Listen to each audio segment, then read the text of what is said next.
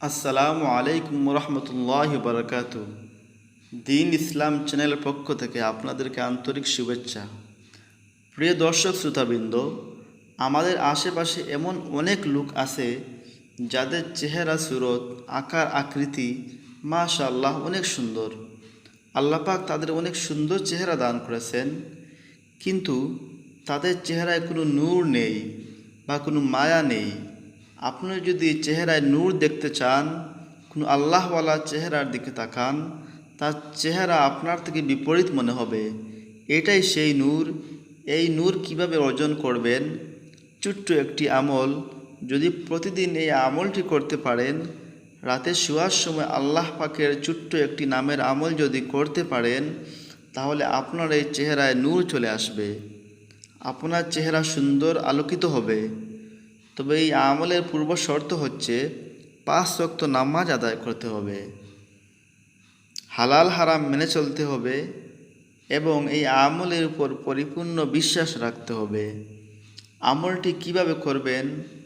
যখন আপনি রাত্রে শুইতে যাবেন, শোয়ার পূর্বে প্রথমে 11 বার দুরূদে ইব্রাহিম পড়ুন।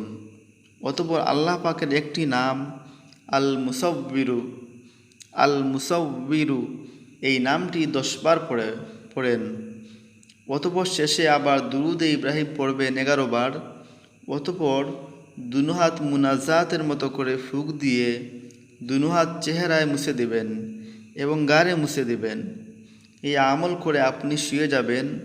সর্বদা যদি এই আমল করতে থাকেন, তো দেখবেন আল্লাহ পাক আপনার চেহারা উজ্জ্বল এবং নুরানি করে দেবেন, যা আল্লাহ পাক তার ওলিদেরকে দান করেন, যা জাকিরিন শাকিরিনদের দান করেন। আপনার এই চেহারা পূর্ণিমার চাঁদের নিয়ে চমকাইবে। আল্লাহ পাক দুনিয়াতে অনেক সুন্দর জিনিস তৈরি করেছেন, কিন্তু যারা আল্লাহ পাকের জিকির করে, জিকির তারা জবান তরুতাজা রাখে, আল্লাহ পাক তাদের চেহারায় এই নূর দান করেন।